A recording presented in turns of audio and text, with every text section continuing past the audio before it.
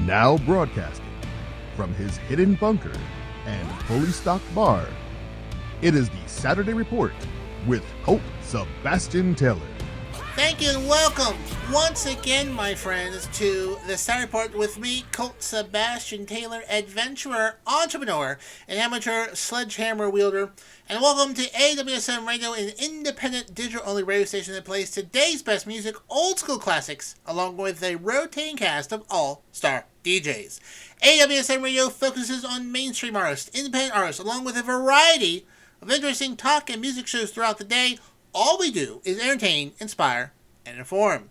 And my friends, I want to engage with you. I want you to be part of the conversation. So find me on the Twitter, on the Instagram, on the Twitch, Twitter, Facebook, Instagram, and Counter Social at Colt S. Taylor. So many places where you can find me. You can catch the podcast version of this show at anchor.fm/Colt S. Taylor. And for all things me, visit ColtSebastianTaylor.com. All right, my friends, let's get started with this week's Saturday Report. First up this week, some sad news, two passings that hit me pretty hard because I knew them very well growing up. First up, Kevin Conroy, longtime voice of Batman, passed away this week at the age of 66.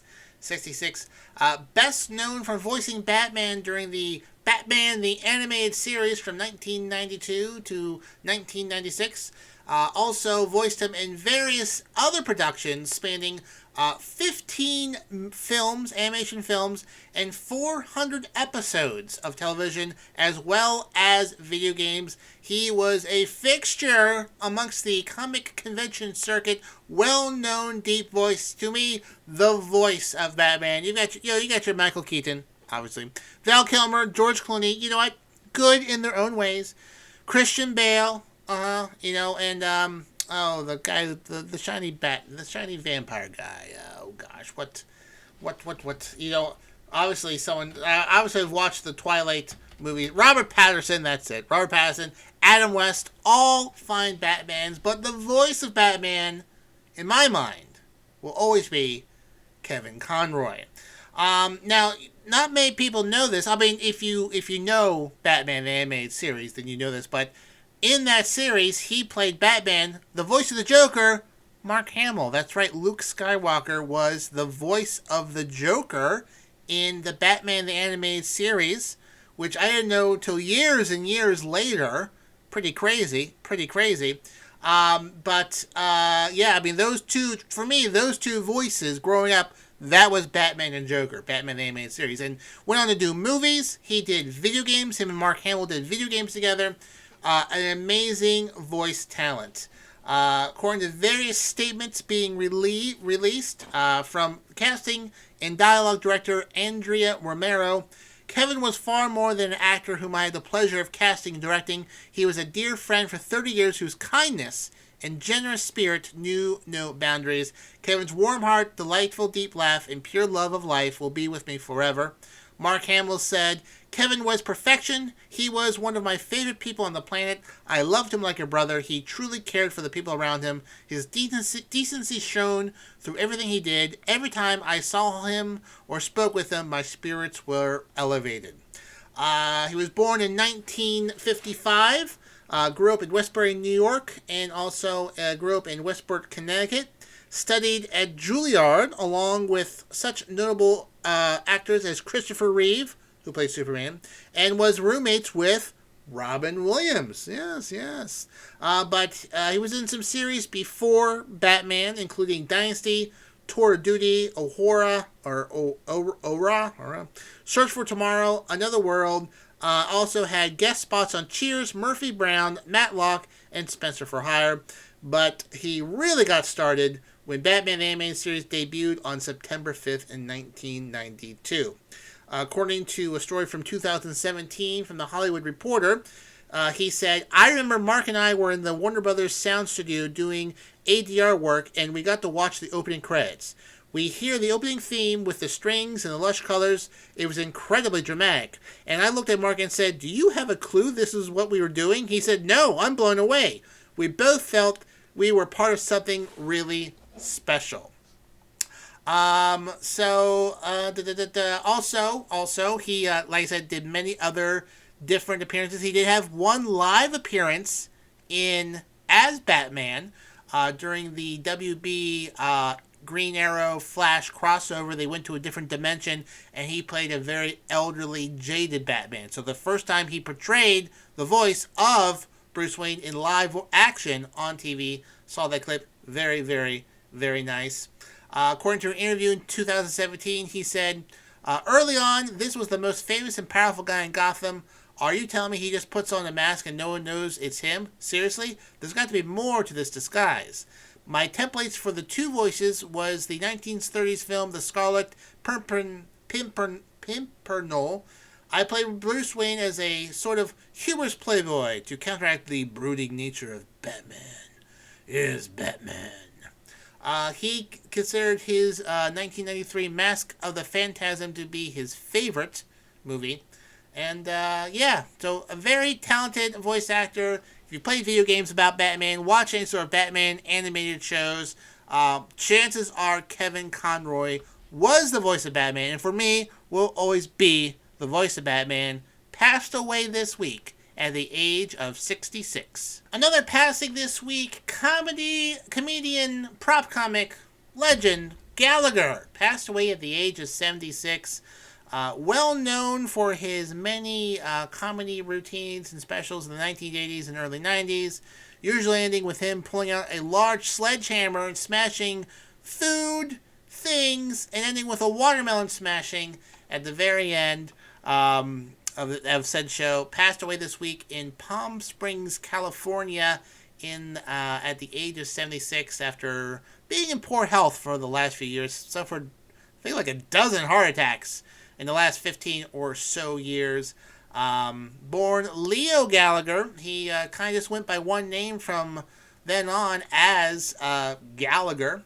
Was from North Carolina.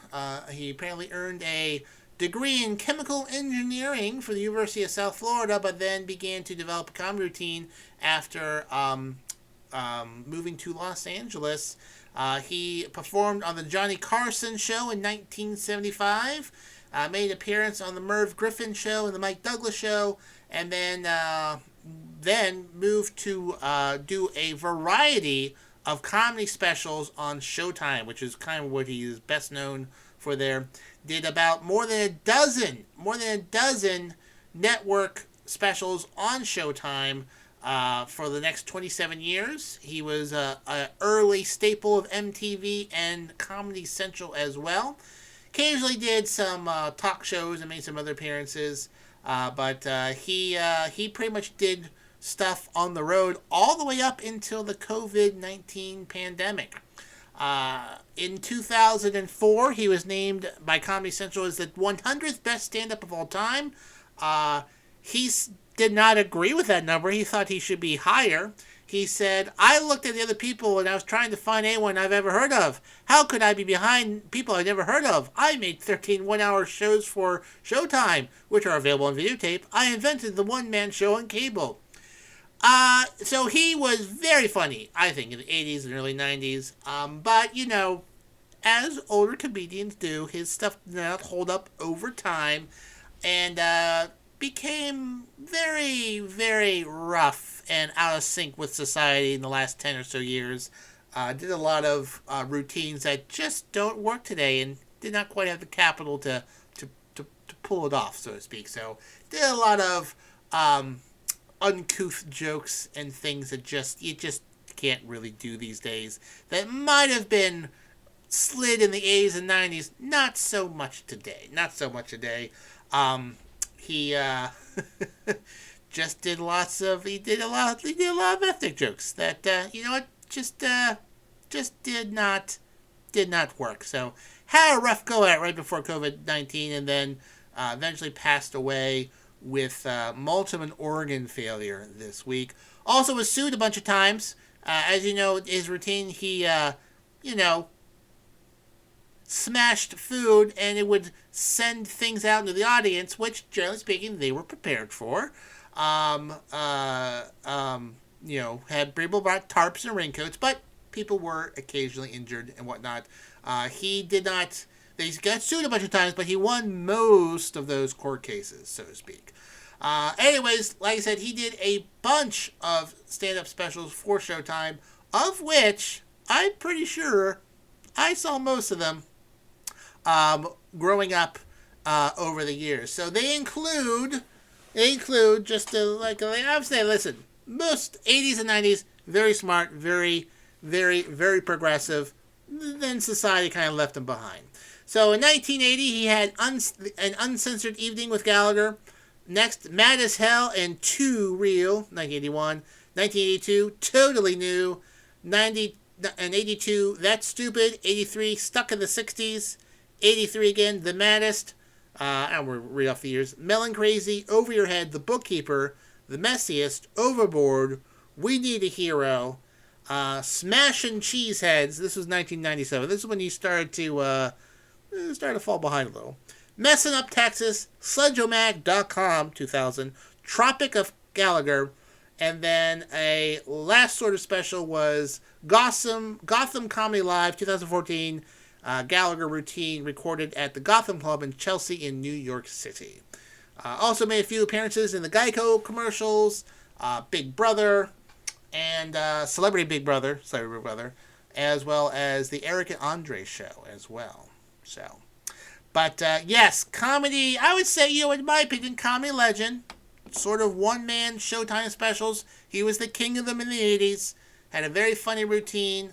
In fact, my mother, Ms. Sebastian Taylor, took me to a Gallagher show in King of Prussia, Pennsylvania when I was, I think 10, Still have, looking at it right now, a hat that she bought me at a Gallagher show. Now a collector's item, I would think. But anyway, the great Gallagher, who, side note, had a brother who looked like him, went around doing comedy routines as Gallagher 2, either the number 2 or TOO. Then Gallagher sued his brother because Gallagher 2 went around pretending to be the actual Gallagher and sued him for trademark and copyright infringement. So, yeah, that's Gallagher. Anyways, Gallagher, Sledge-O-Matic, has passed away this week at the age of 76. I would recommend checking out some of his specials from the 80s. The subjects may not hold up over time, but very clever for the time. So I was very sad to see him pass away. Moving along to Twitter, where you could find me at Colt S. Taylor. As you may have heard, Elon Musk has bought Twitter and decided to bring the blue check to the masses. So instead of just, verifying the elite in the media and celebrities and musicians and journalists, you could buy your own blue check mark for $8 a month. Wow, what a deal. Well, as was surprise to no one, this quickly self-destructed. So, fun fact, you can change your name on Twitter to say anything. You have a handle and a name. I am at Colt S. Taylor. And it says Colt Sebastian Taylor on there as the name, but I could change it to anything I want, like Elon Musk. And a lot of people, like Kathy Griffin and other celebrities, were doing that, and then saying terrible things about Elon Musk or making fun of him, and he started banning their accounts. Well, now anyone can just pop on there and make a account look like another account, steal the picture, steal their banner, and just make a slight change to the handle and become a quote-unquote verified account. So, for example, LeBron James has a Twitter account. He likes to, tweet out a variety of things, and his real Twitter account is, let me just double check it here via the search engine. His is King James. He is King James on Twitter. Well, and he plays for the Lakers. Someone made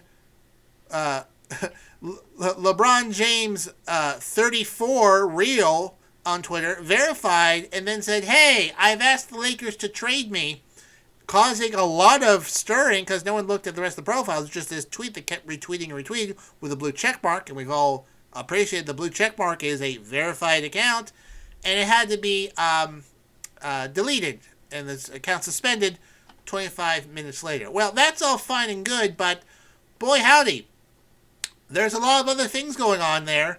Let me just read you the best 15 fake verified accounts causing absolute chaos in Twitter via the Gizmodo. Again, all of these are fake accounts. They're verified. Have the same picture and the same banner as the actual accounts. But they're actual accounts. Only slight differences in the name, like replacing an L for a 1, or just rearranging some letters. These are the accounts. So, SpaceX, which is owned by Elon. These are all fake. It was a heavy heart that we announced that we will be ceasing all missions. We plan on funneling $240 million in outstanding government subsidies to groups dedicated to sustaining agriculture and end world hunger. We cannot look to other planets to solve our problems here. Not true. Next, Carrie Lake, who is currently neck and neck with Katie Hobbs in the Arizona elections. It was a heavy heart that I must concede to my opponent, Katie Hobbs. We didn't get the outcome we wanted, but I promise we'll be back even stronger in next year's gubernatorial election, which there is not one next year. And she is definitely fighting that election. From fake Nestle, we steal your water and sell it back to you, LOL. Because they've been accused of taking water from federal lands and then selling it back to people. Fake Donald Trump. I take full responsibility for January 6th.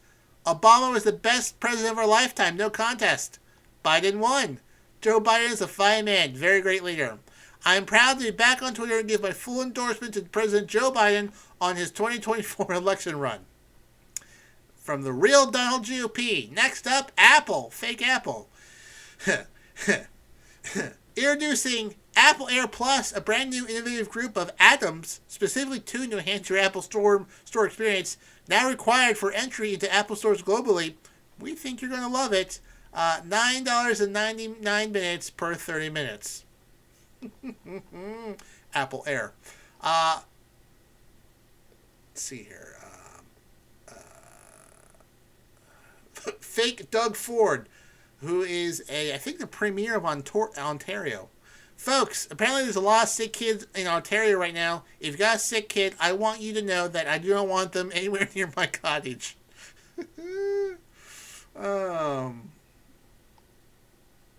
Matt Walsh, noted right-wing commentator, complete D-bag. We must ban all transgenders from all aspects of our society except for the porn I watch. He's very anti-transgender. Tesla. Our analysis engineers simulate hundreds of impact scenarios before ever killing a child in real life. And they posted a video of them hitting a dummy. Tesla also posted one saying, breaking news, a second Tesla has impacted the World Trade Center. Oh boy. Okay. From Nintendo of Europe. Israel must be dealt with and cease to exist. And if Mario has anything to say about it, as Mario dressed as an imam. Utah House of Representatives. Remember, in Utah, we protect kids. Unless they're trans, homeless, poor, or non-white. Glenn Greenwald. Okay, you got me. I actually like Mr. Trump. He is a right-wing influencer. Who else? Oh, Eli Lilly and Company. We are excited to announce that insulin is free now. After this announcement, their stock price dropped 10%.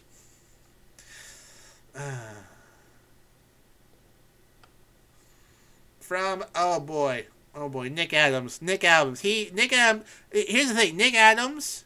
It's hard to. His real profile is almost like a parody. This guy is a clown show. But he says, breaking Breaking news, this is fake Nick Adams. Breaking news, I'm officially declaring November as Hooters Month to emphasize the need for strong family values to return to the USA. He would say something like that. So, anyways, yeah, it's a hot mess. It's a hot mess. There's various fake Nintendos of America popping up, posting Mario Brothers pornography. There is just, oh gosh, just a whole lot of terrible, terrible things going on Twitter. And I was about to get a blue check mark myself. Guess what, folks? As of this morning, let's say they've changed it, you can no longer buy a blue check mark. That system is currently offline. I missed the cut. I feel, I should have jumped on that. But, yeah, stay tuned. Also, fun fact, Elon Musk in a company-wide meeting said that there's going to be tough times ahead, that bankruptcy is not out of the question. He's only been there for 2 weeks. As well as the vice president of legal, marketing, advertising, basically all top management at Twitter have left this week. The legal department left a link saying, "Hey, this is the whistleblower link to the federal government is. If you see something wrong, leave it there. But I'm out. You're on your own. Don't do anything illegal." Oh boy, what a complete clown show. With that said, I hope to be the CEO of Twitter by next week. I'll let you know if it works out. My friends, what will always be verified here on AWSM Radio is that I can verify that we have one of the best DJs in the country. It's my pal, your pal, DC, and he's got 3 shows this weekend, Friday nights at 9 p.m. It's DC Live in Effect, where he mixes it up on the ones and twos, kicking the beach from South Florida. You don't want to miss that. Then on Saturdays, it's DC House Party Saturdays, where DC brings his freestyling DJing to the max. House Party Saturdays gives you all the Miami vibe without actually having to be down there. From the top clubs to the bars, DC will bring the party to you. That's Saturdays at 10 p.m. And then finally, at 10 p.m. on Sundays, it's DC Live in Effect. Once again, you do not want to miss out. So, just to review, Fridays at 9, DC Live in Effect. Saturdays at 10, DC House Party Saturdays. And then Sundays at 10 p.m., it's DC Live in Effect again, right here, my friends, on AWSM Radio. Moving along, my friends, to politics. This week, there was the United States midterm elections, where there was predicting for weeks about a big red wave of conservatives coming in, sweeping away progressives left and right, a big red tsunami. Well, not so much. It's more of a red trickle. At this hour, it does look like the United States House of Representatives more than likely will go over to Republicans. They need 218 seats to take the majority. They're hoping for 60. They need 18 to get to that number. They're hoping for 50 or 60. That was a red wave. They're just barely going to get there. There's a chance they might not, but looks like they might be at 219, 220. And if you've been following politics lately, they're going to need more than that, because there's some big old rabble-rousers in that Congress, and I don't think that Kevin McCarthy is going to be able really to handle that. But the big news is that the Senate looks like it may not flip over as well.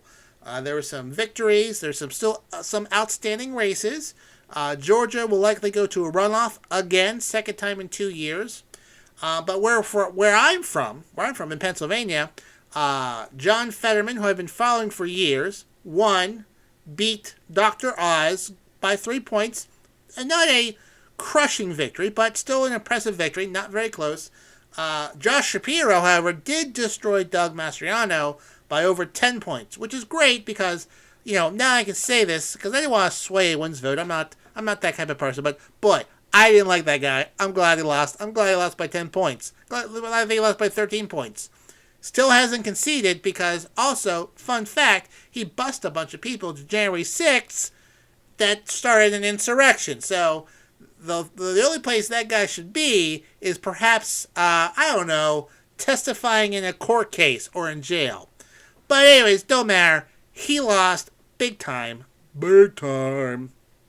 And also in Pennsylvania, the State House of Representatives also might flip from red to blue. First time in, I believe, over 20 or 30 years as well. So not much of a red wave there going on. But an interesting fact, now that John Fetterman is going to be the next senator from Pennsylvania, Johns with an N and Johns with an H and Johns without an H now make up 10% of the U.S. Senate. Yes, that's right.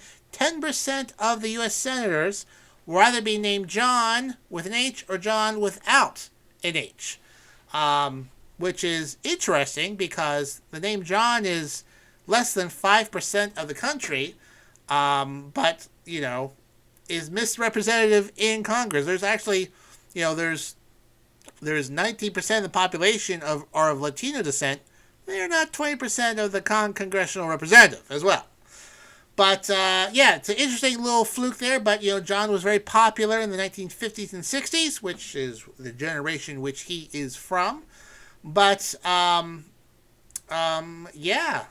So, even another interesting fact is that Johns, that were missing the H, did not come to the Senate until 1995. So before then, always Johns with an H. But then John Krill from Arizona, John Kornzine from New Jersey, John Tester, and John Osloff from New Jersey, Montana, and Georgia, respectively, all joined the Congress. And, so other Johns in the Senate include John Barrasso, John Boozman, John Cornyn, John Hooven, John Kennedy, and John Thrun, as well as John Hickenlooper.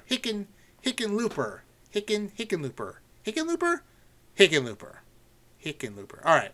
But anyways, elections are now over. Now we go to an off-year election, and then I'm sure 2024 will be just quiet. Fun fact, Donald Trump via Truth Social has spent all week attacking Ron DeSantis of Florida, claiming that he made him and that he helped him win his election by sending FBI agents to Brown-Dade County, which apparently no one was aware of. And people are asking, so what did you do? When? What did they do? Exactly how did they help said election? Probably just, hot air, but can't wait to see that fight break out. I will have a ton of popcorn on hand. Next up, folks, marketing. Marketing, the promotion of businesses and brands, stuff that we have all done. Well, I mean, if you're in marketing, but stuff we've all been exposed to. Okay, it's going to increase sales by promotions. Having holiday promotions, you'll be seeing a lot of them here soon, come Thanksgiving and Black Friday and other holiday times. But, all businesses do that. Even KFC, Kentucky Fried Chicken. We've all seen their advertisements.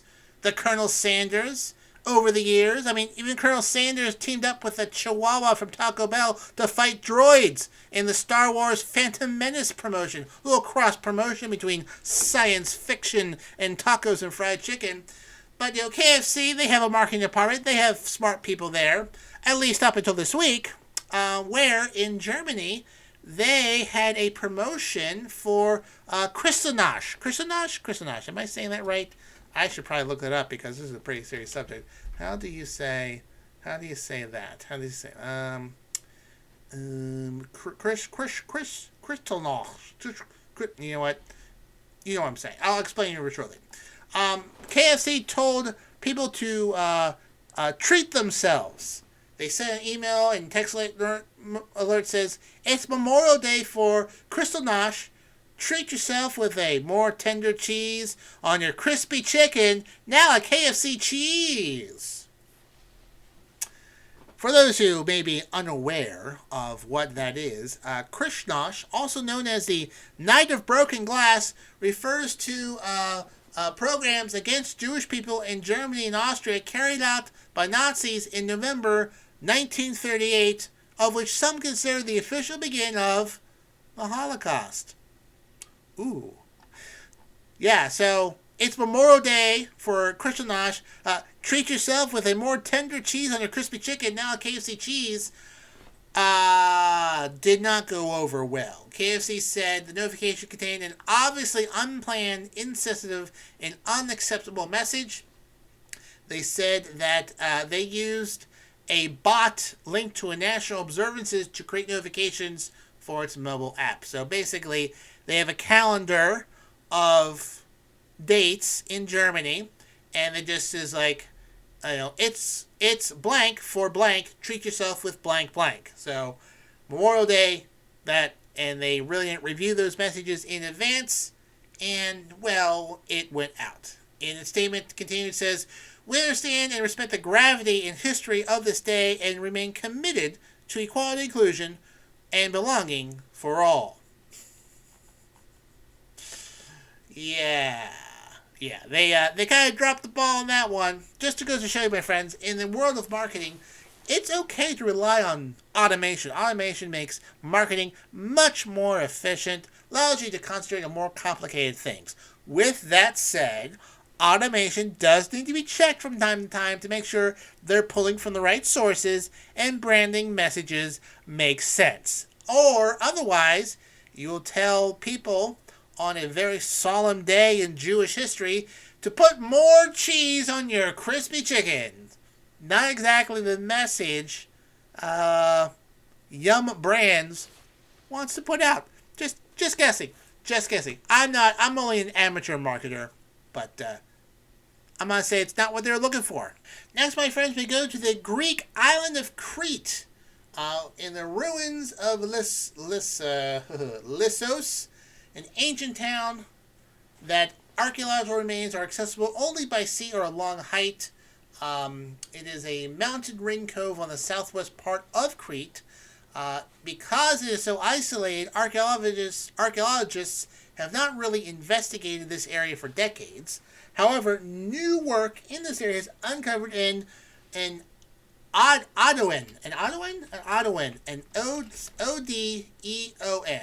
O-D-E-O-N, and the official definition of that is a building, an ancient Greek or Roman building used for musical performances. So like an amphitheater, basically.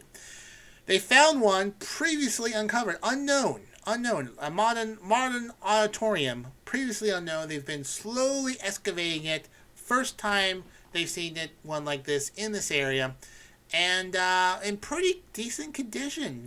They don't usually find these things anymore, but they've been doing various studies on this part of the island. Like I said, only available via hike and sea, because you can't drive there, can't fly there, and whatnot.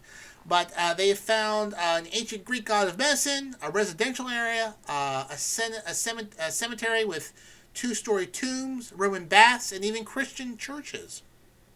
And now they found this auditorium, the first major excavation of this area in more than 50 years. They said this was used for lectures, literary, musical contests, or theatrical performances. The team has found 14 rows of seats and 2 vaulted side chambers. Unfortunately, parts of it has been damaged, likely due to a large earthquake in 365 AD, as well as 1 or 2 tsunami waves have lifted things up and over and knocked things down. But besides that, in remarkably good condition, because it's so close to the city center, archaeologists think that city council meetings will probably have held here, or other public events and whatnot. But just looking at pictures, this is abandoned Greek Roman settlement that has not been looked at, very isolated on Crete, and they're starting to uncover parts of it, and you just generally don't see those things anymore.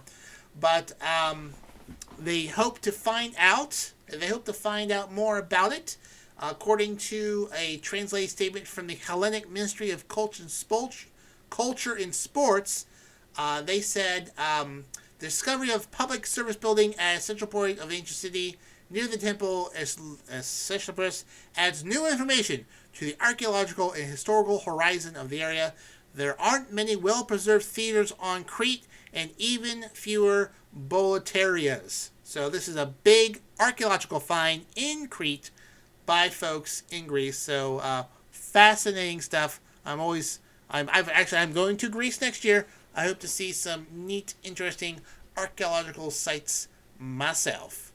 I will not be broadcasting from there, but I'll let you know when I get back. My friends, what will surely last the eons is this great drive time show we have here on AWSM Radio called The Rock Sessions, hosted by my friend Rox herself, featuring the hottest music on the charts and some other surprises in between. She will make it rock style, Monday through Friday, 5 p.m. to 7 p.m., right here, my friends, on AWSM Radio. Next up, folks, Crypto Bros. If you had a lot of money in the FTX exchange, well, you don't have any more because it has collapsed and gone to bankruptcy after big rival Binance pulled out of a negotiation of acquisition of it. They signed a non-binding agreement on Tuesday to buy FTCX's United States unit to help cover a liquidity crunch at a rival exchange. But the deal was subject to further due diligence. They saw a whole lot of problems, so they pulled out, and the exchange collapsed. And the guy who was running it, apparently worth $16 billion last week, is now broke, having lost all of his money due to the, I would say, fraud per se, but there were a lot of problems and a lot of mismanaged funds on there, and the exchange has now collapsed as the cryptocurrency has been taking a wee bit of a hit over the last few weeks. A little rough to be a crypto bro because there have been a lot of issues going on with that. So I myself, not a crypto bro, so my finances are fine. But if you are into that or into buying that sort of things, you may want to consider your investment. With that said, as a note, I am not a financial advisor or a religious advisor. Consult your deity or financial planner for all future plans. If you need advice on sports or what's going on with sports, well, my friends, I have two great shows for you here on AWSM Radio. On Wednesday nights at 9 p.m., it's To the Rack with Mac. For your go-to spot for all things basketball, join NBA expert Mac Daddy as he brings you a full flying hour of hoops expertise. For all things NBA, tune in Wednesday nights at 9 p.m. to the Rack with Mac. Then at 10 p.m., it's What's Going On. What's Going On is our Fox Sports affiliate show, providing listeners with over 150 years of combined sports knowledge. Hosted by Nate Brown and his crew, they are a staple of Western New York sports for the last 2 decades and are now moving national. Wednesdays at 10 p.m. only here, my friends, on AWSM Radio. 9 p.m. Wednesdays, To the Rack with Mac. Wednesdays at 10 p.m., What's Going On? Again, here at AWSM Radio. Well, folks, the Powerball this week was worth over $2 billion, and unfortunately for me, someone in California won. It's a $1 billion payout for cash lump sum, and you could have spent that $1 billion on an art auction. Art amassed by late Microsoft founder Paul Allen was worth more than $1 billion at Christie's Wednesday evening, setting a record for the most valuable single-owner art collection ever sold at auction. Set some records for George Cervant, Paul Celan's, Vincent van Gogh, Paul Gauguin, and Gustav Klimt. Paintings worth between $100 million and $100 million were sold at this auction. $1 billion of art from late Microsoft co-founder Paul Allen being sold this week. So if you won the lottery, you could buy his entire art collection. I, unfortunately, am not and cannot. But, my friends, I won't let that get me down, other than the fact that we've come to the end of this week's Saturday Report with me, Colt Sebastian Taylor. Thank you so much for joining me here today.